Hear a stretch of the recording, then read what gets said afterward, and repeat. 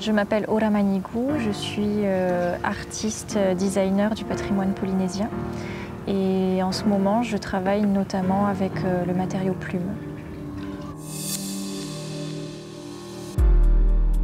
Le travail que je développe surtout en ce moment, il vient d'un objet qui s'appelle le Maro Ura, qui était une ceinture royale cousue de plumes. Et j'utilise mon travail sur cet objet. J'en déduis des pistes, des morceaux de sémantique, peut-être des techniques que je peux redévelopper moi-même et ensuite en déduire mes propres visuels pour développer des matériaux polynésiens, des textiles polynésiens.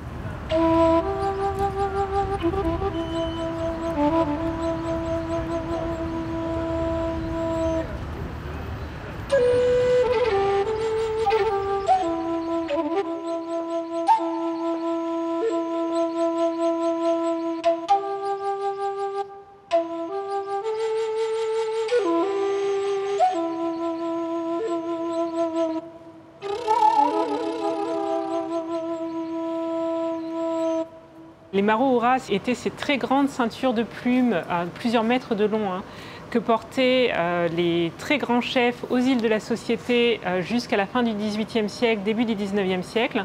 C'était en fait les symboles du pouvoir de ces très grands chefs les plus importants, ceux qui les reliaient par la généalogie aux dieux, aux divins. C'est l'objet le plus important que recevait le très grand chef au moment de son intronisation.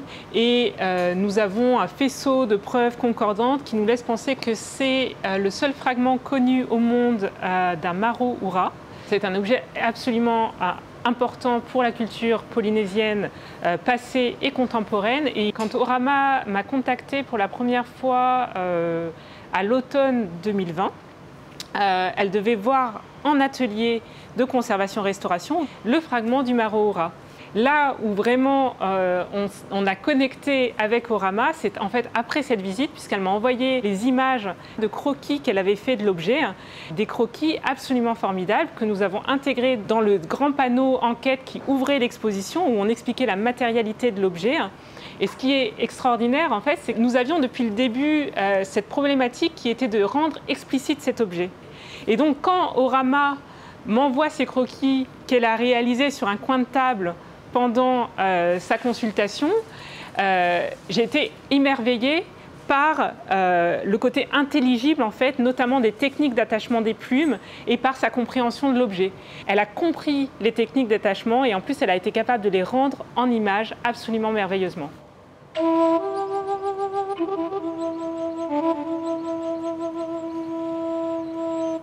Je pense qu'il y a eu à ce moment-là une forme de révélation dans sa propre pratique artistique, parce qu'on est vraiment là, ici, dans une rencontre qui change l'histoire des deux protagonistes, évidemment, puisque le fragment de Maro Ura que vous avez sous les yeux a pu être mieux mis en valeur grâce au travail d'Orama, et Orama, elle, a pu réarticuler sa pratique artistique en lien direct avec les œuvres en plumes de l'archipel de la Société.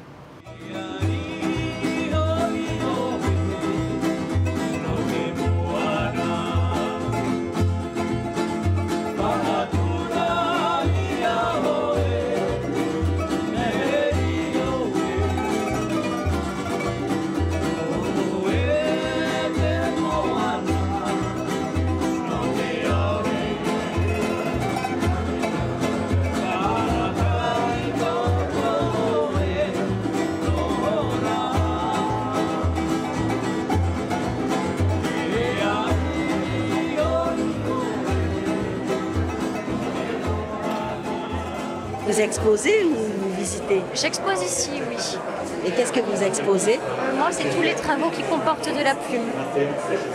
Quand j'ai commencé à étudier au Centre des métiers d'art où j'étais en spécialité gravure, c'est là que j'ai commencé à me rendre compte que la forme, c'est bien, le motif, c'est sympa, mais moi, c'est vraiment ce qui pique ma curiosité et ce qui me donnait envie d'expérimenter, c'était la matière. Et la forme, l'objet final, n'était finalement toujours qu'un prétexte à travailler la matière. Alors, expliquez-nous, Orama, toutes ces propositions rentrent dans quel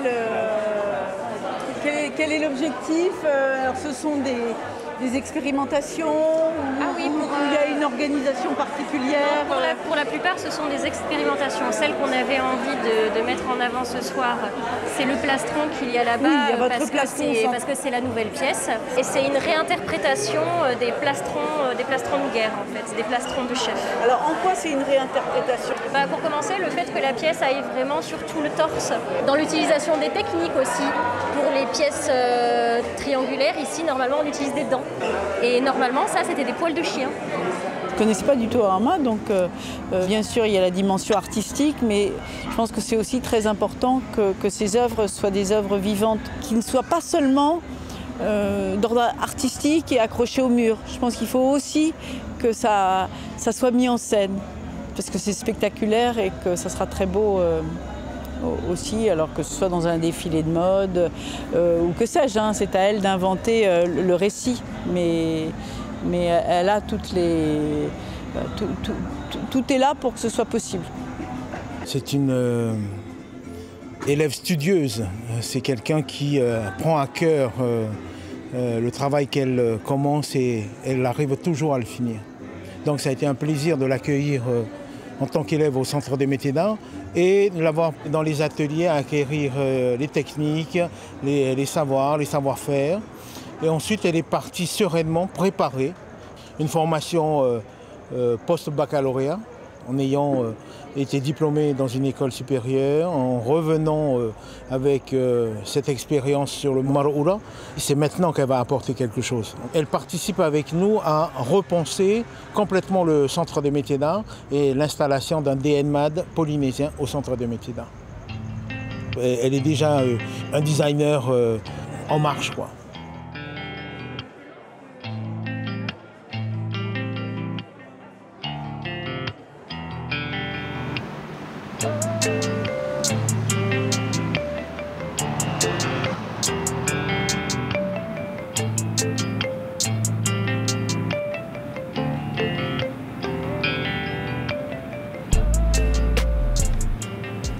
Depuis que je suis au Centre des métiers d'art, j'ai découvert mon appétence pour les matériaux organiques. J'ai touché aux cheveux, j'ai touché aux matériaux végétaux. Et puis quand je suis arrivée en France, la plume me trottait dans la tête, mais c'est vrai que j'y avais pas encore vraiment touché. Et pourtant, c'est un élément de la culture polynésienne qui est assez important en fait, qu'on retrouve partout. Et quand on part se balader un peu dans nos anciennes légendes, on réalise très vite qu'en fait les dieux qu'on représente aujourd'hui de manière extrêmement anthropomorphe, en fait si on suit les légendes à la lettre, ils ressemblent beaucoup plus à des oiseaux qu'à des hommes. Pareil, les oiseaux sont les messagers des dieux, donc j'avais ça un petit peu dans la tête en partant en France. Et en faisant mes recherches, j'ai découvert qu'en France, il y avait ce métier d'art, la plumasserie. Et puis je me suis dit que ce serait une très bonne première approche de la matière.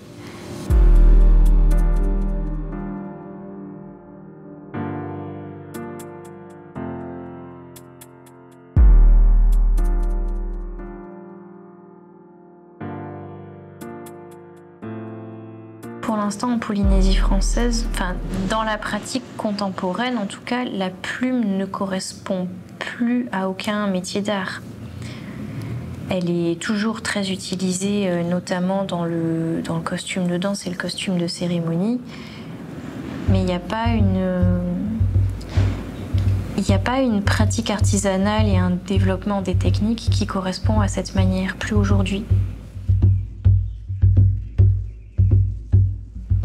Je trouve que redonner ces lettres de noblesse à cette matière qui symboliquement est quand même quelque chose de très fort dans la culture polynésienne. Faire en sorte que cette matière ait à nouveau réellement du sens en tant que matière. Ça peut passer par le métier d'art et donc le geste. Dans la culture polynésienne, il y a une notion qui s'appelle natira, qui signifie le lien. Natira, c'est le principe que tout est relié en fait.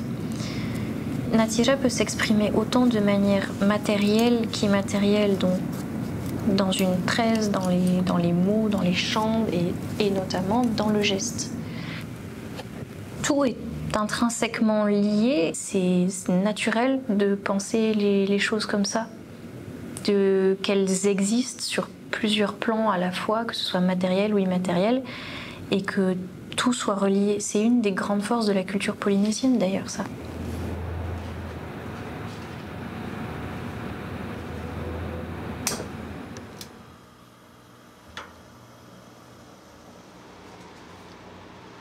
Je viens de préparer mon bain de teinture et de mettre les plumes dedans. Donc après, je les laisse poser dans le bain pendant 1 heure, en faisant attention à ce que le bain ne boue pas, donc en venant vérifier de temps en temps. Et ensuite, je pourrais les sortir, les rincer, les sécher, etc. J'aurais possibilité, si je voulais, de commander des teintures en poudre déjà prêtes, mais j'aime bien aller chercher moi-même les ingrédients, les récolter, tout ça.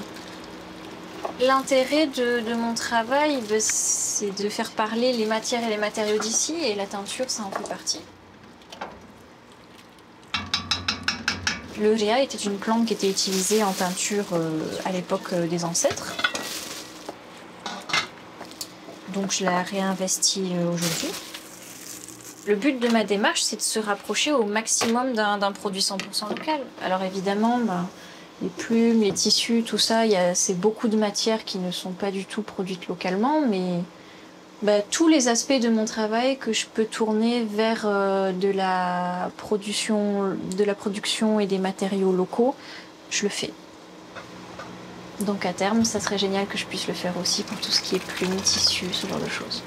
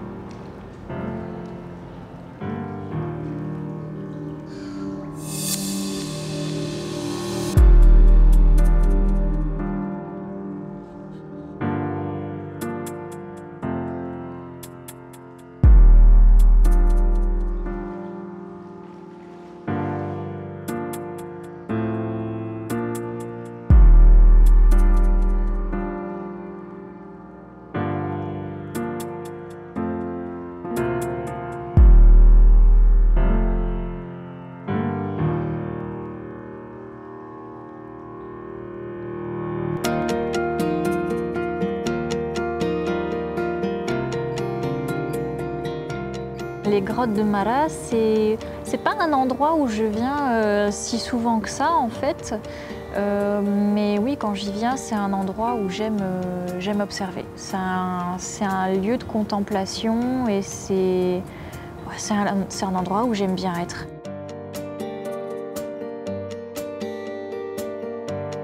Et particulièrement quand j'arrive à y être à des moments où il n'y a pas trop de monde, j'adore me poser, juste observer, écouter. C'est un endroit qui... Ouais, je crois que je peux me permettre de parler de mana. C'est un endroit qui a beaucoup de mana, pour moi en ressenti en tout cas. Et c'est à la fois un endroit fascinant et quand même qui apporte un peu de crainte. Mine de rien, on est dans une grotte, c'est sombre, il y a de l'eau, on ne voit pas le fond d'ici. C'est un endroit fascinant dans lequel j'aime observer. Et peut-être aussi m'observer moi quand j'y suis et que je peux y être tranquille.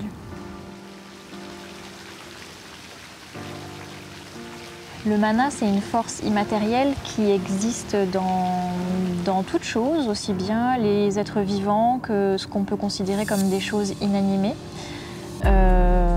Et surtout, c'est une force qu'il appartient à chacun de développer ou non avec sa propre sensibilité.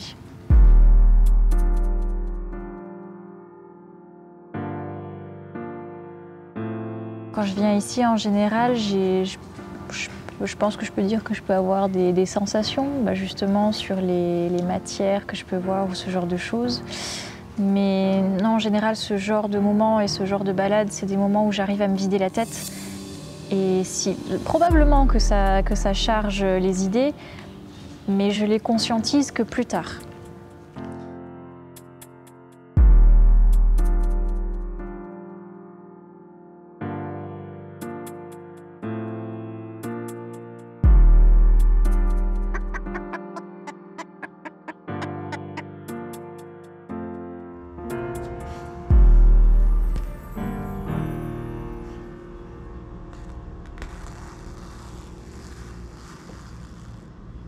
J'essayais de réfléchir à comment étoffer la collection pour la Fashion Week. Et j'ai eu un gros moment de blocage où je me prenais la tête, où j'étais pas contente des formes que je trouvais, les vêtements me plaisaient pas. Et au bout d'un moment, j'ai tilté que finalement, ce que je préférais faire pour l'instant, c'était tout simplement des grandes bandes de tissu cousu et que j'allais juste faire ça et les adapter aux corps des mannequins ensuite.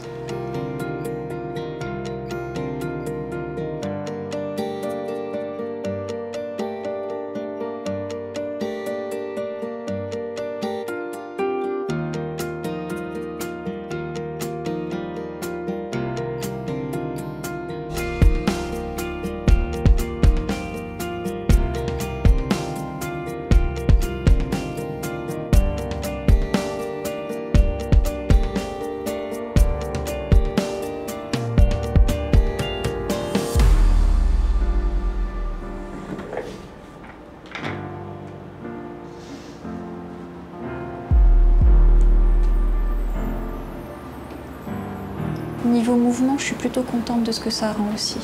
Ça me plaît. Ce soir, ce sont 10 défilés différents de créateurs du Fénois qui vous présenteront leur... La 6, numéro 6, ça doit être sur le portant. Mais je la vois pas. J'ai la 9, non. Lève les bras. Attends, j'arrive pour la 12. J'ai les mains qui tremblent. Hop là. Ton poignet, s'il te plaît. Merci beaucoup, t'es prête. Numéro 2, tu lui attaches dans le cou derrière. Pour la 6. Des bijoux pour la numéro 9. Les bijoux, il faut que je les voie parce que je les ai fait au dernier moment. Ok, déjà. Les 5 dernières, elles n'ont pas de bijoux. Pas de bijoux pour toi non plus. Ça, c'est good. Toi, bijoux.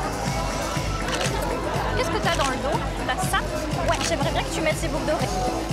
Ah, lui, ça fait quelque chose de le voir défiler. Ah, j'ai perdu des plumes dans la bagarre.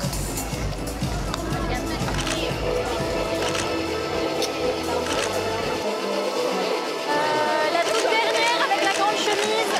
Ça, c'est beau.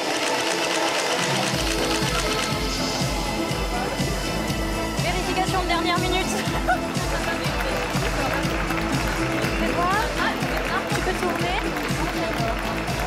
À avoir le nez dessus, je commençais à douter, mais en fait, non. Merci. Toute l'équipe a assuré des mannequins, maquilleuses, habilleuses, coiffeuses, tout le monde, tout le staff était génial. Franchement, là, ouais, très contente de voir défiler les pièces.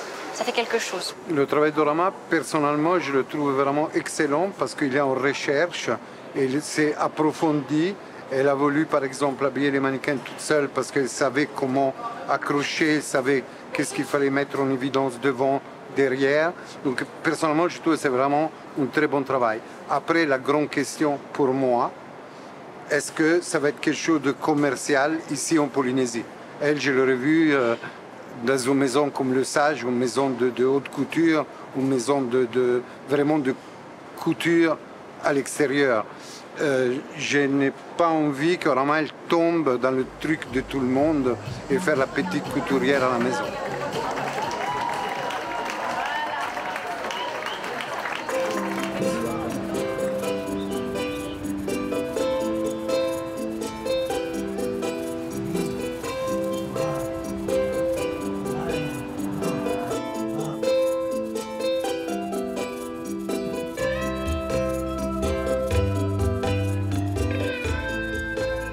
Je sens depuis un petit moment qu'il faut que j'arrive à une fin de cycle par rapport à mon travail sur le Maru'ura. Non pas que je ne travaillerai plus jamais dessus ensuite, mais là, tout de suite, à l'instant T, j'ai l'impression que j'ai besoin de finir la boucle. J'ai besoin de commencer autre chose, un autre cycle de création, peut-être sur un autre objet du patrimoine. Et donc là, je commence à essayer de conceptualiser l'exposition que j'aimerais être une fin de cycle. J'ai envie, j'ai presque envie que cette exposition soit une expérience, une œuvre d'art en elle-même, au même titre que toutes les pièces que je crée depuis maintenant plus d'1 an et demi. Et donc voilà, je commence à conceptualiser ça et je crois que je suis en train d'y arriver petit à petit, notamment avec un concept d'exposition performance que j'essaye de mettre en place. Du coup, je pense que pour l'année qui arrive, ça va être ça. Ça va être finir le cycle Maru'ura à travers ce cycle d'expo performance. Je ne suis pas du tout de la culture polynésienne. J'ai découvert ça en arrivant ici il y a 3 semaines. Je ne sais pas comment expliquer, c'est aussi intéressant que ce soit, même pour les gens d'ici, un peu de l'ordre du mythe et qu'on n'ait pas beaucoup de traces. Forcément, c'est vachement intriguant et mystérieux. Donc je trouve que ce soit bien, je trouve que c'est bien que ça puisse être, je ne sais pas si je peux dire perpétué, mais en tout cas, voilà, re-questionné et remis dans la forme actuelle. Donc non, c'est très bien. Beaucoup de questionnements. C'est vrai qu'on est un peu laissé aussi à nous-mêmes face à l'œuvre. Et ça nous fait peut-être un petit peu du bien aussi, qu'il n'y ait pas forcément toujours une explication. Donc ouais, je suis assez étonné. C'est magnifique. C'est plein tu vois, l'amour du travail fait correctement sur l'idée, la recherche. Et puis surtout, ce qui est important, c'est que si tu veux, de se réapproprier les matériaux ici et pouvoir exprimer plein d'autres choses, c'est beau. Il y a un côté onirique, il y a un côté un peu surréaliste, parce que évidemment, voir des œuvres comme ça au milieu de la nature, ça fait un peu comme dans un monde parallèle. Mais je trouve qu'elles se fondent très très bien dans le lieu. Et du coup, oui, c'est très onirique, très poétique pour moi, vraiment. La suite, je pense que je vais essayer d'emmener le concept des œuvres en balade dans plusieurs endroits différents. Je me dis que j'aimerais au moins 4 ou 5 itérations encore de ce type d'exposition et idéalement qu'il y en ait 1 ou 2 hors de la Polynésie française. Parce que quand même, quoi, ça serait bien de le faire voyager un petit peu. Et ensuite, je pense que je refermerai jamais définitivement le cycle Maru'ura. Ça continuera toujours un petit peu, mais oui, je pense que viendra le moment où j'aurai envie d'entamer un nouveau cycle sur un nouvel objet. Et on verra bien à ce moment-là sur quel objet je fixerai mon attention. A priori, j'en ai déjà 1 ou 2 en tête, mais on verra bien à ce moment-là. Je pense que j'ai trouvé la bonne voie pour ma pratique artistique pour l'instant. Et je vais continuer dans cette voie-là. Tant que c'est le fameux, tant que les choses continueront à faire sens, je pourrai continuer.